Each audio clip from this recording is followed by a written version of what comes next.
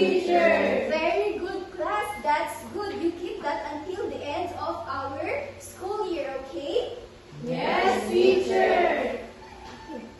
But before we proceed to our lesson, I will present to you our classroom rules. It says here, star. Can you please say star? Star. Very good. Do you know what this star is? Yes, teacher. That's nice.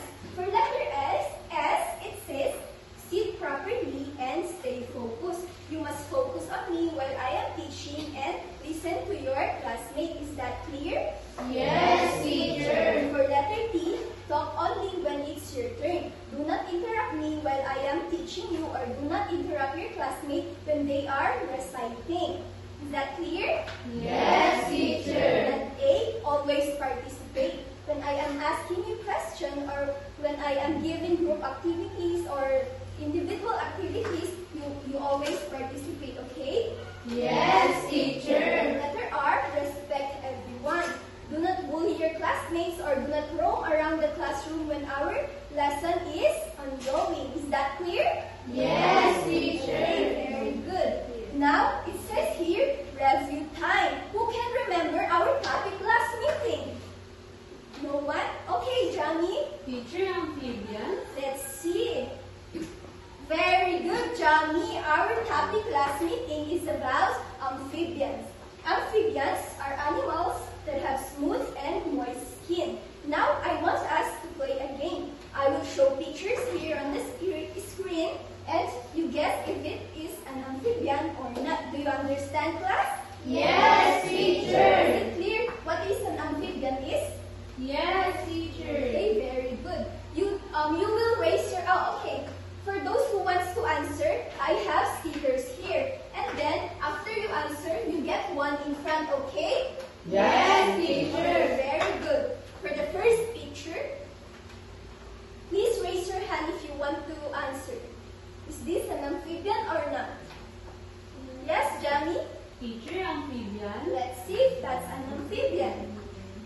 Very good, Johnny. Can you please give 3 claps for Johnny? You can now get your stickers in front. And for the next picture, what do you think, class? Is this an amphibian or not? Now, you please raise your hand if you want to answer. Yes, Mindy? Let's see if this is not an amphibian. That's correct, Mindy. This is not an amphibian. You can now get your sticker in front. And for the last picture, please raise your hand if you want to answer. Who wants to answer this one? Yes, Raquel. No picture. This is not an amphibian? Yeah. This is an amphibian, Raquel? Let's see if this is an amphibian. Very good, Raquel. It is an amphibian. You can now get your stickers in front. Very good, class. It seems that you still remember our topic last meeting.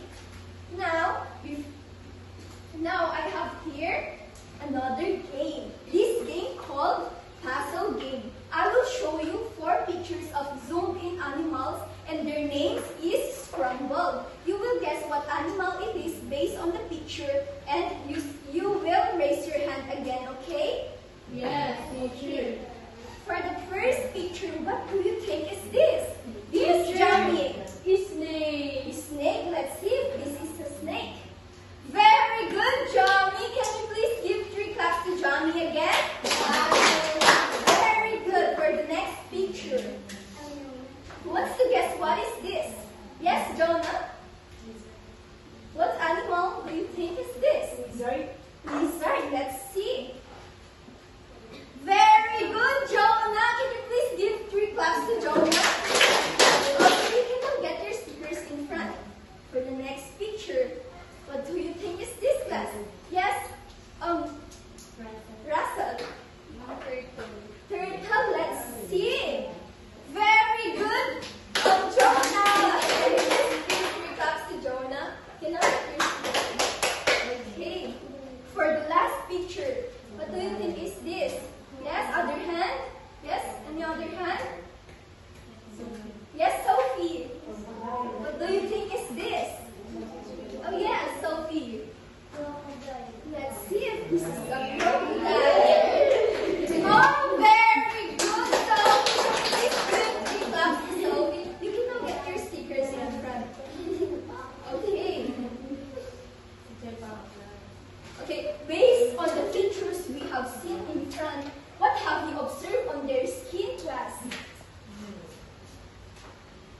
do you think is their similarities?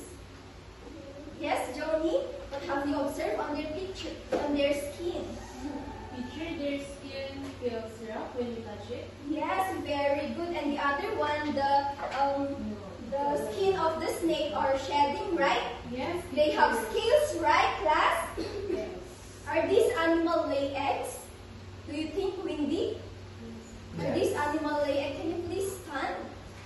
Yes, teacher. Very good, Windy. They all lay eggs. Have you seen one of these animals before? Yes, Where? teacher. Can you please give me one? Teacher. Yes. Teacher, I saw a snake there when I go to our farm. I saw a snake. Oh, you have farm? Yes, there. Oh, that's good. Very good. So Thank you, sweet. Joni. Yes, teacher. Okay. And have you seen a lizard before? No, Do teacher. you didn't see a lizard before? On the TV, teacher. Okay, but me, we have lizard here on the roof. Look, class.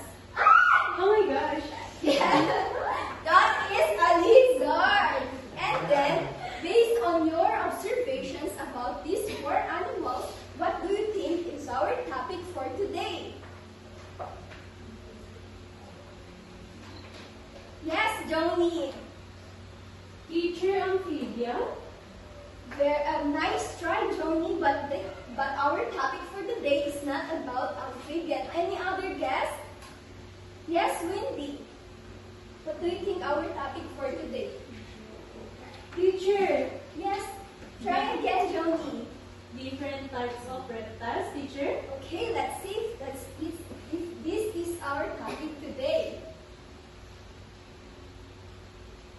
Okay, very good, Joni. Can you please give a clap again to Joni, class? Please stand.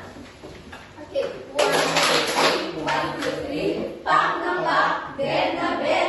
Okay, very good. Can you please read our topic for today, class? Different types of reptiles. Okay, but before we proceed to our lesson, I will present to you my objectives. So, at the end of the lesson, you, my learners, will be able to differentiate the four main types of reptiles like the snake, crocodile, lizard, and the turtle. For letter B, recognize their similarities and unique features. C, appreciate the importance of reptiles in nature. Proceed to our group activity. I will group you into 3. For the first group will be Raquel to Sophie. And then for the second group will be Darna to Joni. And then for the last group will be Windy to Jonah. Can you please form a circle, class? Group 1 here, group 2, and group 3 at the back. Come here. Come here.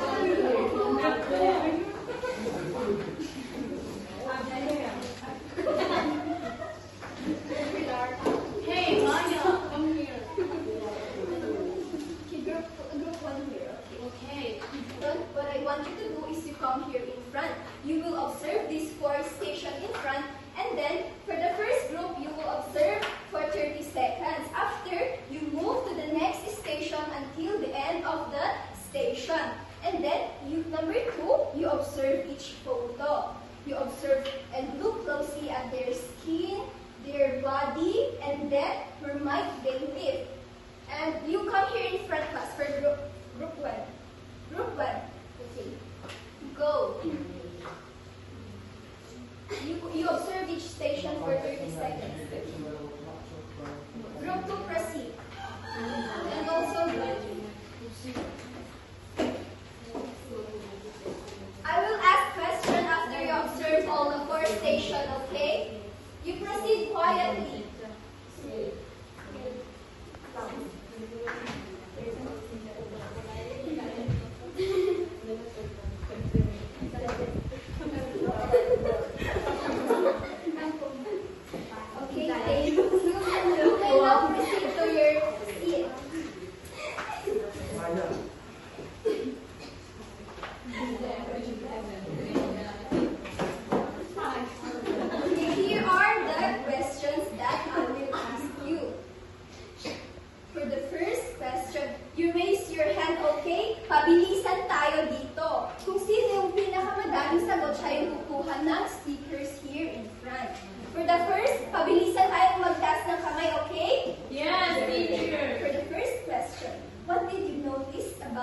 skin of these animals? I want a hand. Okay, Johnny, please stand.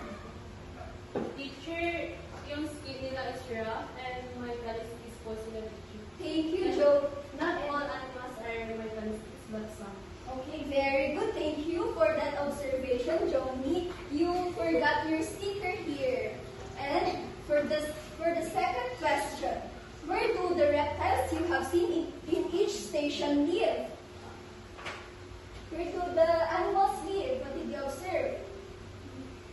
Yes, Sophie. Water. Yes, very good. Some live in water and some live in. Yes, yes, Hazel. Stan. Yes, very good class. You observed very well because those animals you have seen here can live in both land and in water. Is it clear, class? Yes, And these teacher. animals are called reptiles, right? Yes, teacher. Very good. Those are reptiles. And for the last question, what makes them survive in their habitat? What do you think? What makes them survive in their habitat? Is it their skin? Is it their skin? Now, what makes them survive in their habitat? Yes, yes. Their skin. Very good. Their skin because it protects them from the environment they are in. Even if they are in land, their skin can protect them.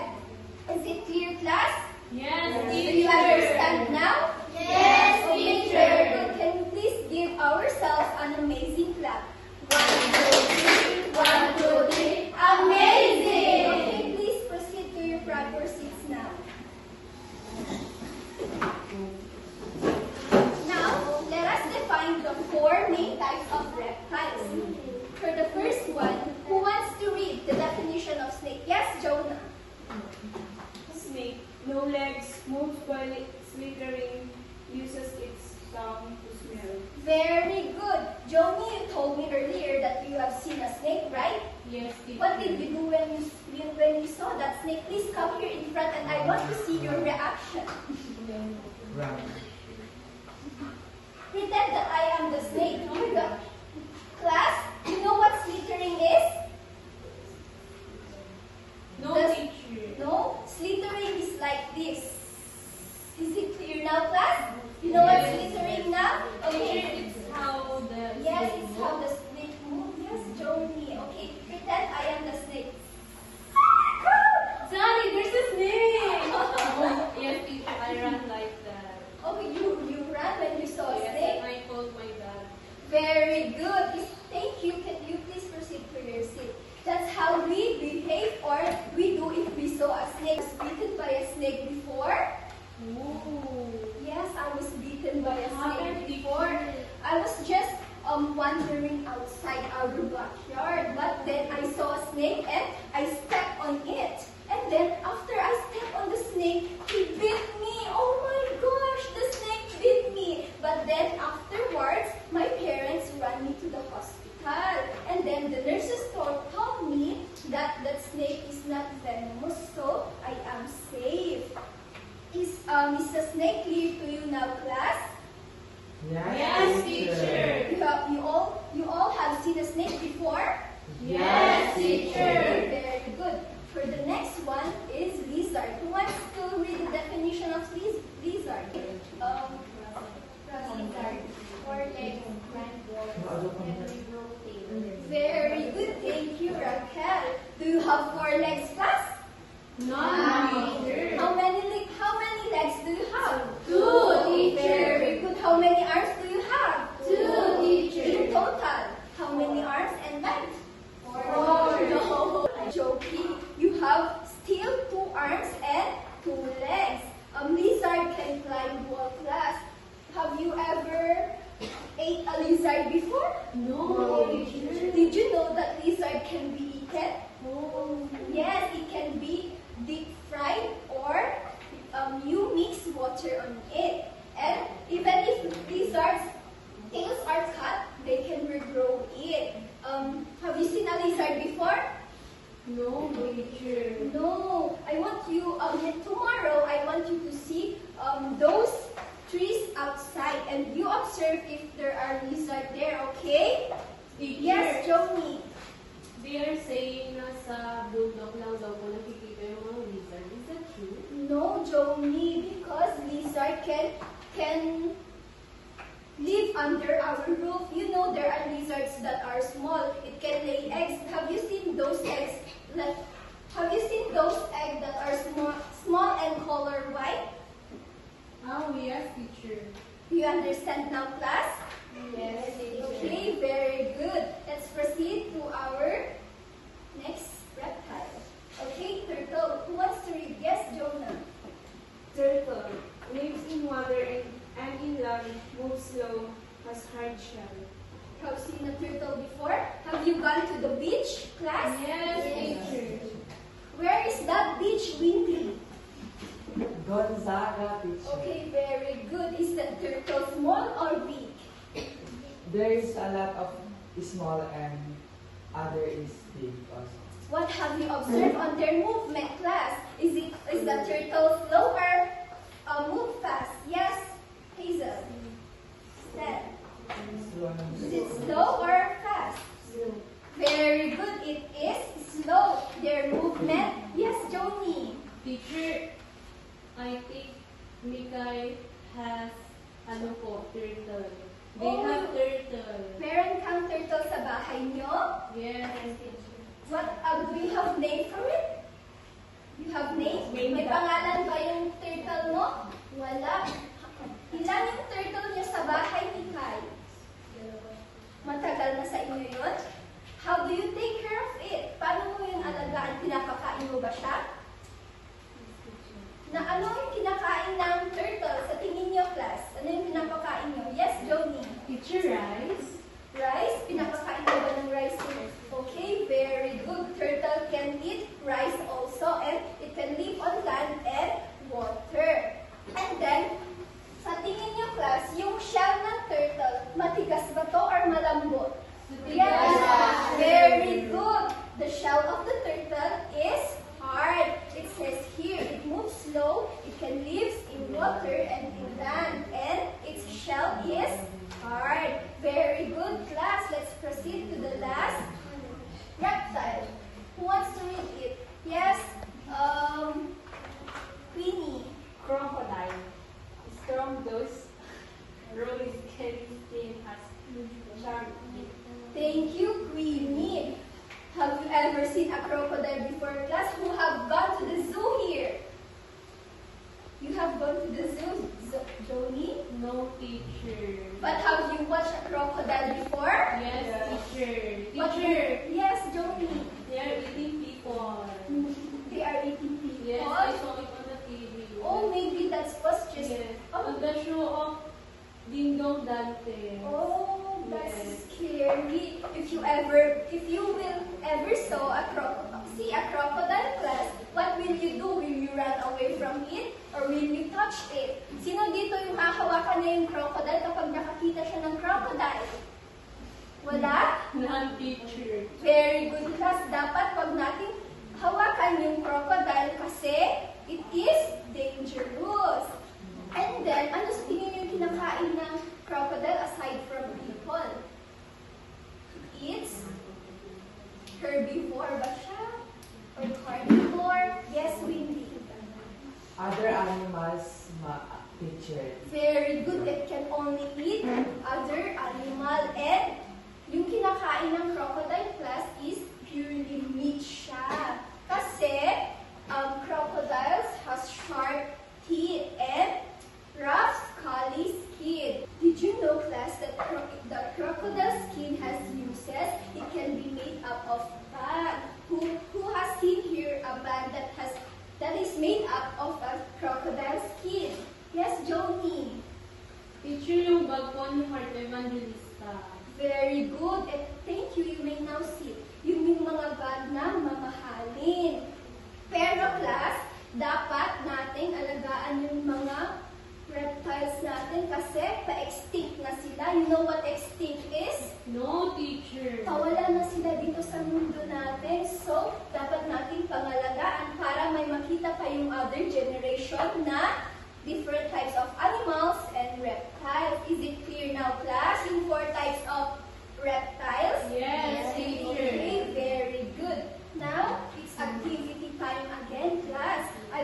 I will show pictures here in front.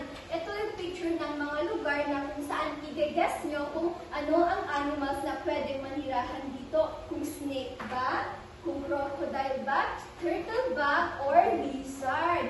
Picture ng mga place to class, okay? Sasabihin nyo sa akin kung anong reptile yung pwedeng manirahan dito. Excited na ba kayo? Yes, teacher! Very good! For the first picture, ano sa tingin nyo ang reptile na pwedeng? Yes, Windy. Lizard, teacher. Lizard na ba?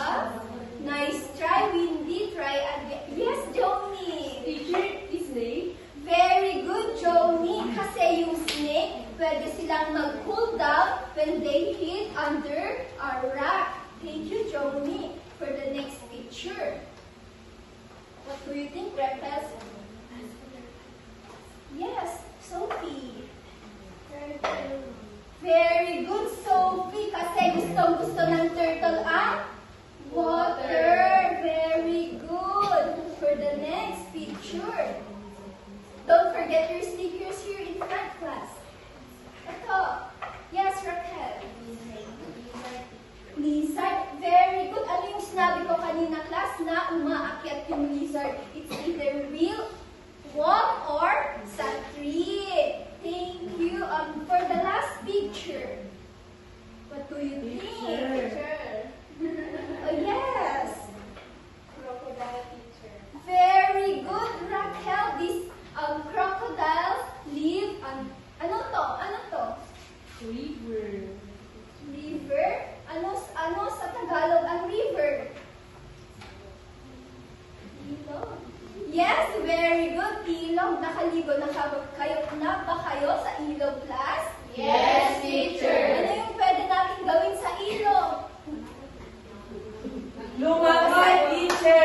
Aside from lumangoy, pwede tayong Laba, teacher! maglaba. Ano pa? Maghugas. Very good. Ano pa? Maligo. Pwede tayong mag-picnic. Very good. Pwede tayong mag-picnic dito. Now, Nang may crocodile, teacher. Teacher, kahit may crocodile. Di ba yan sila nakatira sa grupo? ikaw, Joey, tumayo ka na. Gusto mo bang mag-swimming kayo ng crocodile na dalawa? Hindi po, kasi kinakain niya yung tao. Oh, di Yung ba? kumakain ng crocodile. Very good. Kaya dapat natin ingatan yung pinagliliguan natin class. Okay? Okay, teacher. Very good. Talagang naintindihan niyo yung topic natin. Masaya ba kayo, class? Yes, teacher! Very good. Now, it's a group activity again. Yes, bakit kayo tumatawa? Ano yung atin? Okay, wala.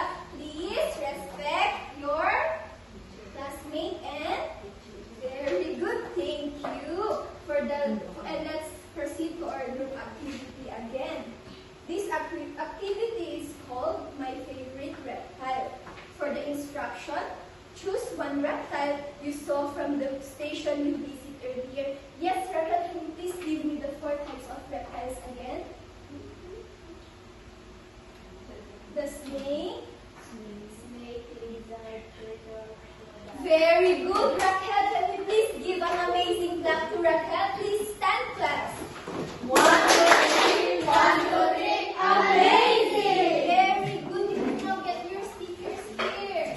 And then, for the second instruction, draw it on a cartolina. I have placed cartolina there at the back, class. And then, write 3 facts about it.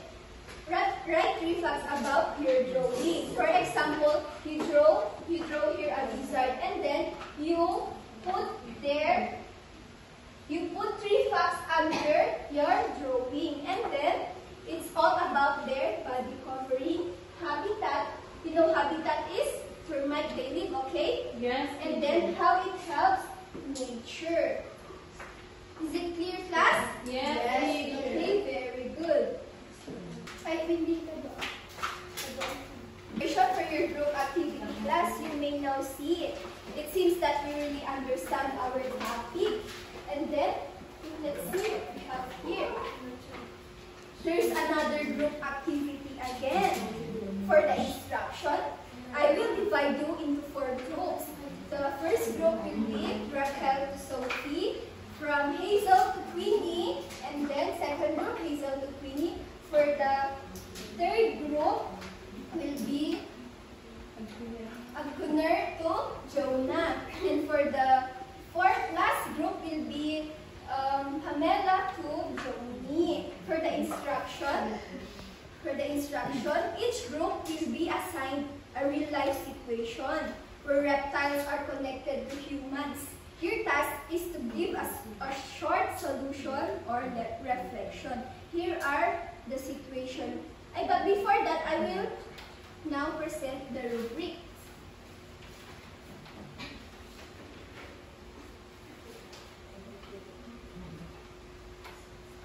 For the rubrics class is, for the content and accuracy, 5 points. Cooperation, when you cooperate to your group, will be 3 points. Time management, kung mabilis nyo ba itong natapos sa ating oras, is 3 points. And then, yung pag-present nyo here in front will be 4 points with the total of, ilan yung class? 15 points. Very good. Your situation class, okay? You can now proceed to your group. There. Proceed to a click quiz. You know how to play this game, class? I will demonstrate it. You will tap here in my laptop and answer the question I have provided here in front. When you answer, okay, I will answer first. What are the 4 types of reptiles? My answer would be crocodile, snake, lizard, and turtle. Okay, then I will tap the answer like this. Okay, my answer is correct. Now, for the next question, who wants to answer? Yes, Jonah. You come here in front and click on my laptop and answer the question I have provided. You please read the question first, okay?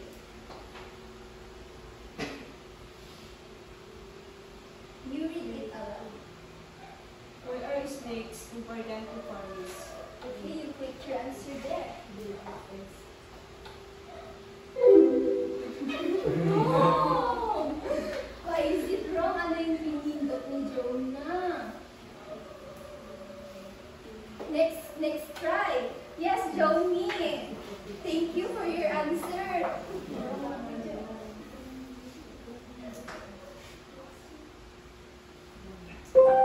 Very good, Johnny. For the next question, sino yung gustong sumagot? Hindi Windy, come here, Windy.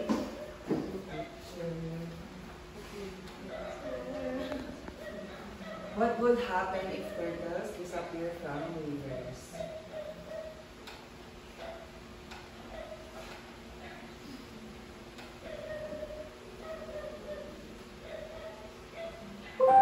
Very good, Windy. Can you please give a clap to Windy? Yes. It seems that you really understand our topic, class. Can we give a round of applause for ourselves?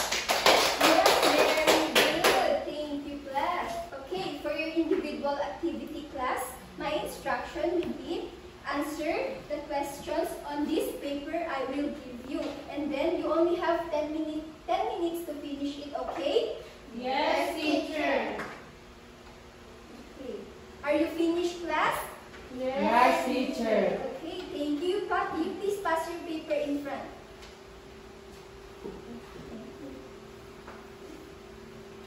For your assignment, on a short bond paper, draw your favorite reptile. Here, those are reptiles, right? And then, write 3 sentences about how it survived in its environment, and you submit it to me next meeting, okay? Yes, teacher. Is our lesson clear to you, class? Yes, Do you teacher. understand it? Yes, What teacher. are the 4 main types of reptiles again? Yes, Snake, crocodile, turtle, lizard. Very good, class. Can you please give ourselves an amazing clap again?